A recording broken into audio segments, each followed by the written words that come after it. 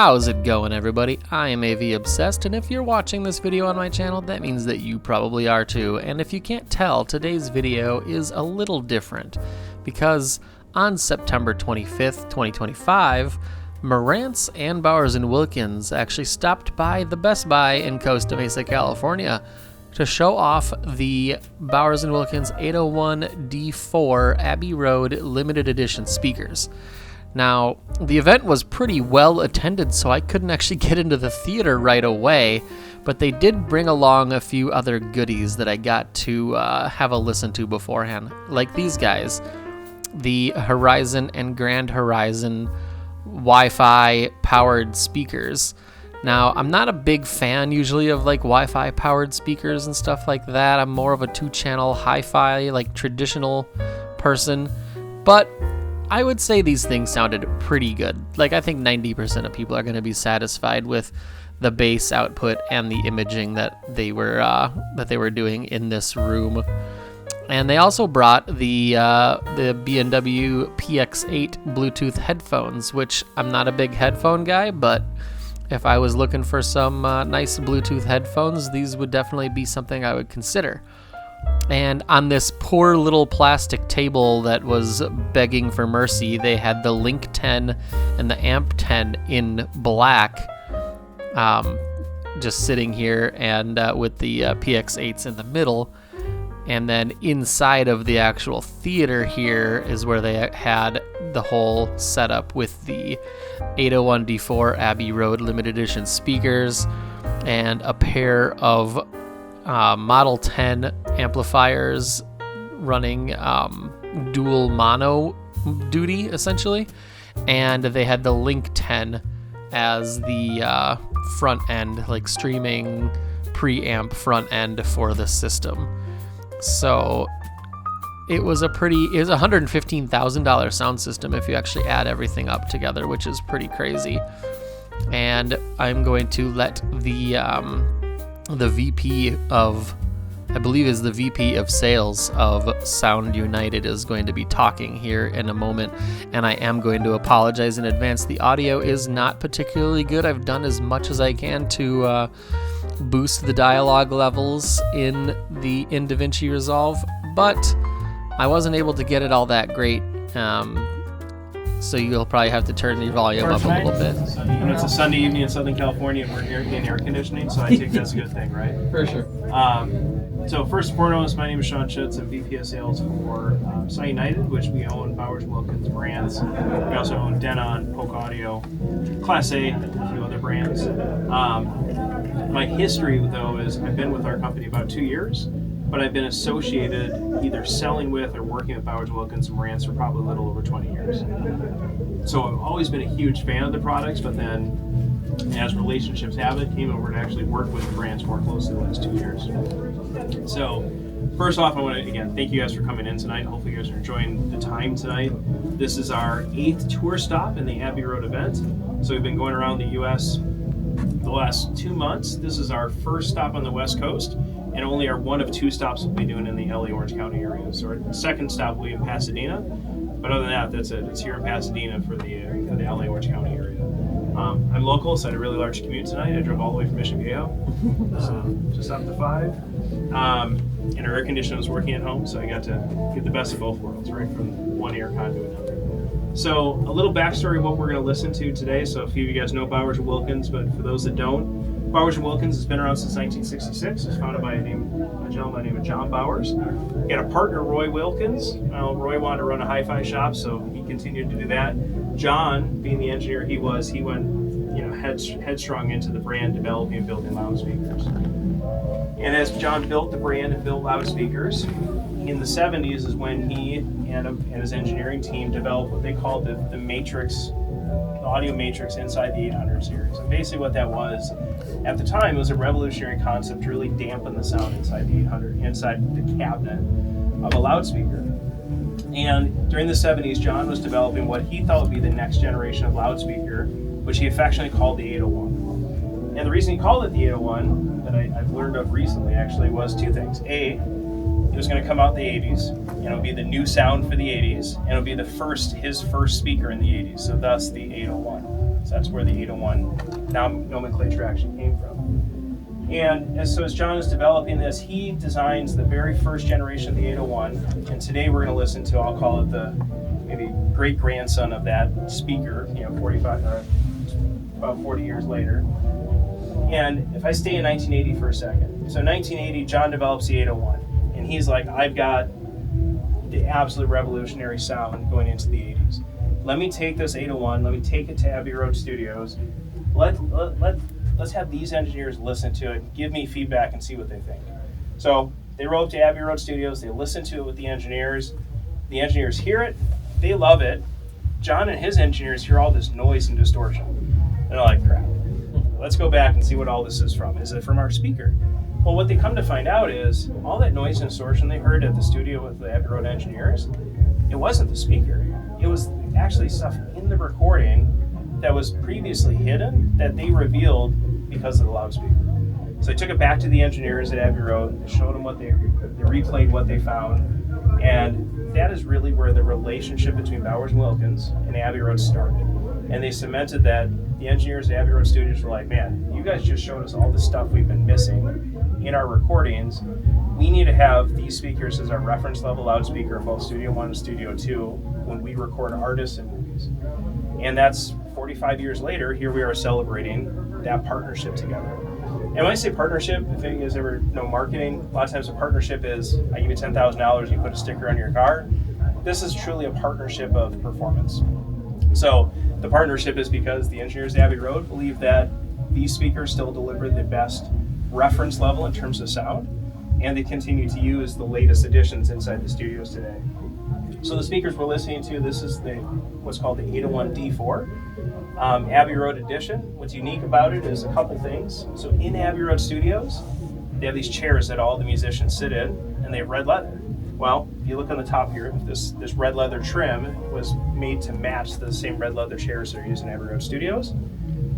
The cabinet is this dark walnut, and this dark walnut is made to mimic a piano that's used in Studio 2. The piano in Studio 2, it's called Lady Madonna piano.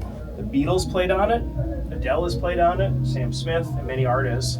Matter of fact, when they record in Studio 2, they'll request, I want the Lady Madonna piano to play on. So we try to mimic the exact color match of this dark walnut to that same piano that's inside. And then for these speakers, what's unique is there's only 140 pairs in the world that we made to help celebrate that 45th anniversary between Abbey Road and Bowers and Wilkins. So we have one pair, this pair that's been touring around as our demo pair, and all the rest obviously we've been selling to customers. So, a little bit of history on Bowers and Wilkins that I shared with you. Let's log into a laptop to play music.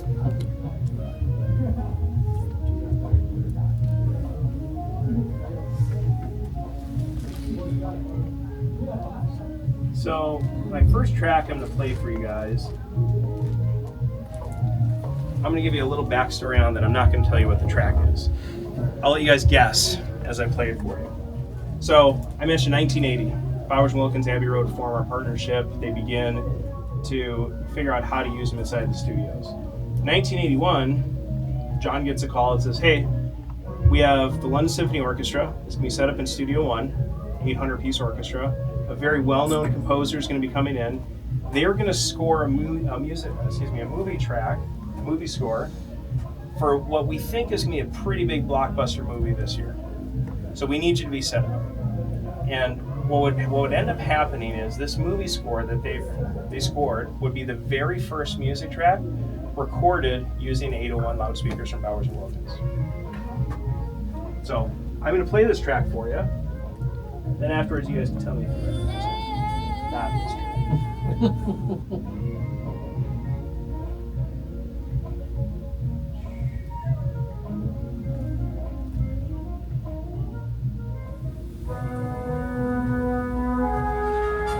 Recognize the track? Yes. Okay. I've heard the movie a couple times, so. I also have a 9 and 11-year-old that probably have seen the movie 4 times they can count. So, pretty cool story, right? I think the number right now for Bowers and Wilkins is probably 60% of the world's music and movies is recorded using Bowers and Wilkins loudspeakers as a reference. When I say 60%, it's because of Abbey Road Studios, and we also have a long-standing partnership with Skywalker Sound, that's just here in Northern California. which I was blessed enough to about a year ago actually go and visit and see it firsthand, like in real life, they really exist there. But a lot of the, actually the week I was up there, the week prior, they had just finished scoring Moana 2 in the theater that we were in with the 800 series that's up at Skywalker. So pretty cool backstory that a lot of things we hear, we don't know it, but you probably have heard it, and it was recorded using Bowers Wilkins loudspeakers. So the next track I'm going to play for you, we're going to fast forward from 1981 to 39 years later. So there's a gentleman by the name of Sam Smith. So some of you might have heard of Sam. He's a pretty popular English artist. He's made some pretty good albums. Sam recorded a brand new album. He was about to go on a world tour promoting that album and playing. He was really excited. The date was January 2020. The tour was supposed to start in March. Something happened. We won't talk about it here, but something happened in March 2020 that derailed the tour. And Sam was bummed. Like, he was really excited to get this album out and play it for his art or for his fans. So what he did is he called Abbey Road, and he originally recorded the album in Studio 2. And a little backstory: Studio 1, 800-piece orchestra, massive. Studio 2, small and intimate. That's where a smaller band, smaller groups would go and record in Studio 2. So Sam called him and said, hey, I want to take my album, I want to stream it live. I want to play the entire album for him live in Studio 2 and allow all my fans to hear it acoustically live through this. Can we do it? And Abbey Road's like, I don't know, sure, why not? Let's figure it out. And they figured it out. And in 2020, he wanted to be able to spread some positivity and fun, and he did. Him and Abbey Road figured it out, and inside of that studio, behind the band, helping with the recording, Bowers Wilkins loudspeakers were part of that. So the track I'm going to play for you is actually from that live recording and that live stream he did. This is going to be Diamonds by Sam Smith. In front row, I'm trying to keep you guys in line here, since you guys are like 5 feet away from the speakers. And again, I like to, when we do listening demonstrations like this, I like to use a variety of different things just to helps, in my opinion, it shows off versatility. We all have different music tastes and things we gravitate towards. So it helps to just show off kind of, again, versatility behind it. Gentleman in the middle, you were asking before about showcasing the Marantz pieces. So the engine, so to speak, behind this is the 10 series from Marantz that came out last year.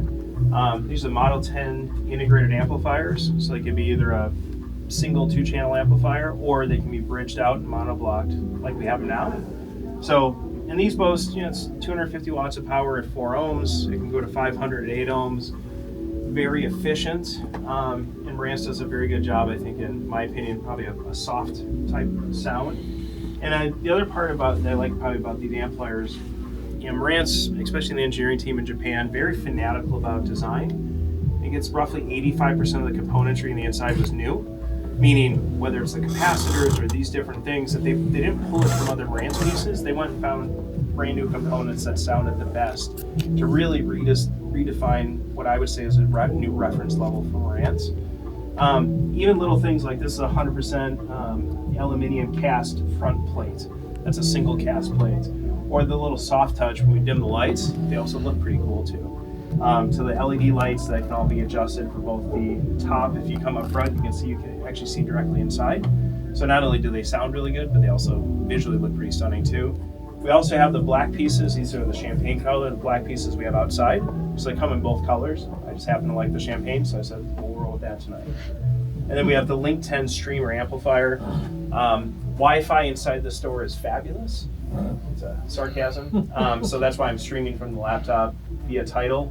But you could use this, it's a fully HEOS enabled, that's our software backend, that you could actually use HEOS to drive this as well as other rooms within the house to do multi-room audio. But in the store, it's much easier for me to use a laptop instead of using the app. So, but that's the backend that's kind of helping drive the 801 Abbey Roads. You guys like live music at all? Like live concerts, etc.? The next band I like is a band called Fink. Have you guys ever heard of Fink? Yep. Okay. So this was recorded in Union Chapel in London. So Fink and Union Chapel is like a lot of old churches. Very tall, very wide church. And this one was recorded live in the church, and like a lot of live recordings, there's just a lot of subtle details that come out of your vocals, guitars, etc. But it's just a fun one, again, that can show off the range and versatility of the Hilo ones.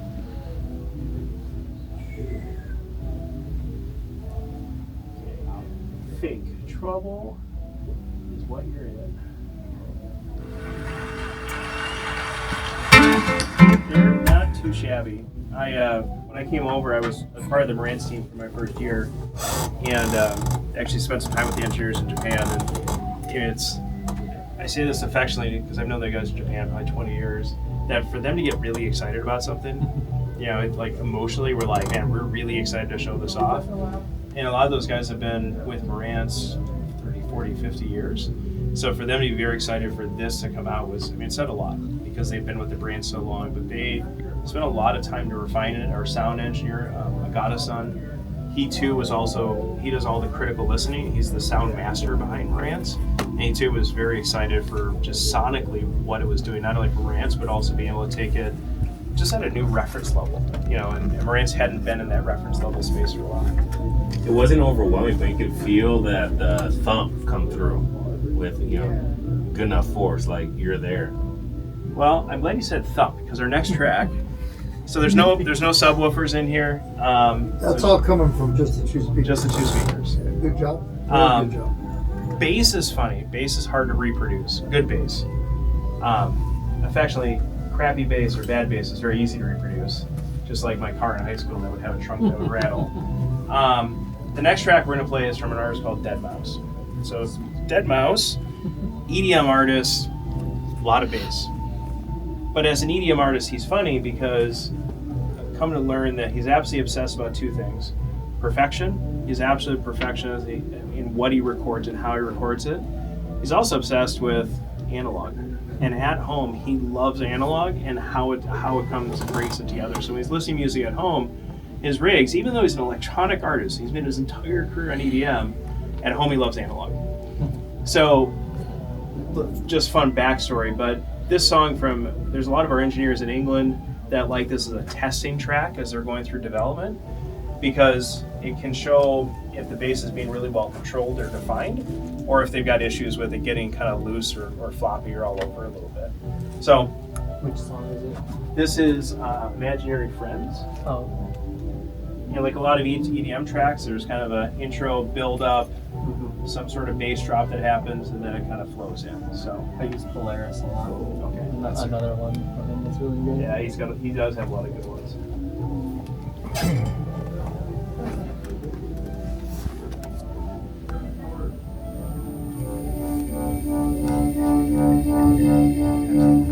And I'm trying to be conscious of everybody in the room too. So from a bass side, so how did that go in the back of the room this time? Nice and tight, but just spot on. Yeah. It's always well, and this is why I would say it's very interesting again for me to be associated with the brand and then working for them and then talking to a lot of people like guys at Skywalker and such that use it, and you hear an engineer when like, I love it because of this. It's revealing. It doesn't do anything to what I'm trying to do. It gets me to the source.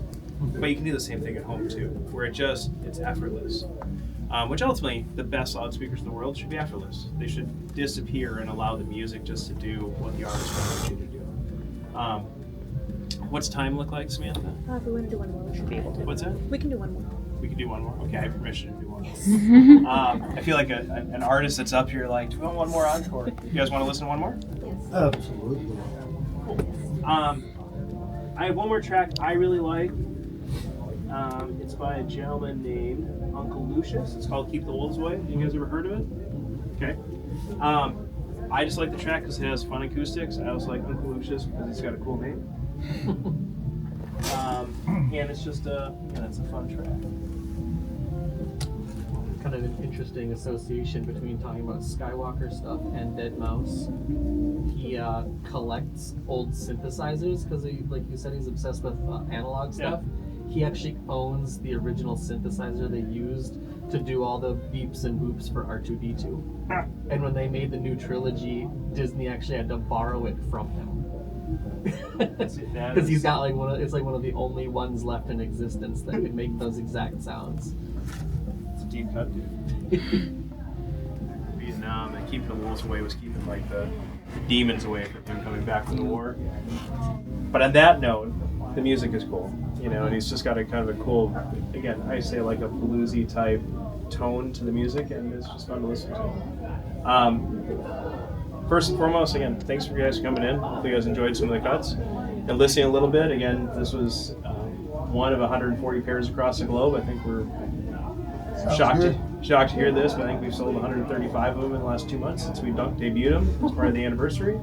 But it's very, very fun to bring this and the Marantz 10 series and the Marantz Horizon products to just demonstrate and show them off to awesome folks like you guys. So thank you for listening, and appreciate you taking the time tonight. So I'll be hanging out if you guys got any other questions or quizzes or deep cuts, but appreciate you guys hanging out tonight. So obviously this video is not going to have given you any kind of impression of what this system sounded like in person. What I could say is it was incredibly transparent. Like as soon as that first Indiana Jones track started playing, I was blown away. If you actually have a chance, since this was just one stop on a big tour they're doing all over the country, where they're bringing this exact system to, like, I think it's over 30 different Best Buy locations all over the country. There will be a link in the description to an article that gives you all of the dates and times and locations. If you have a chance to get to one of those shows, I would highly recommend it. It's really fun. These were some really impressive sounding speakers. Thank you guys so much for watching the video, and I'll see you again probably in about a month.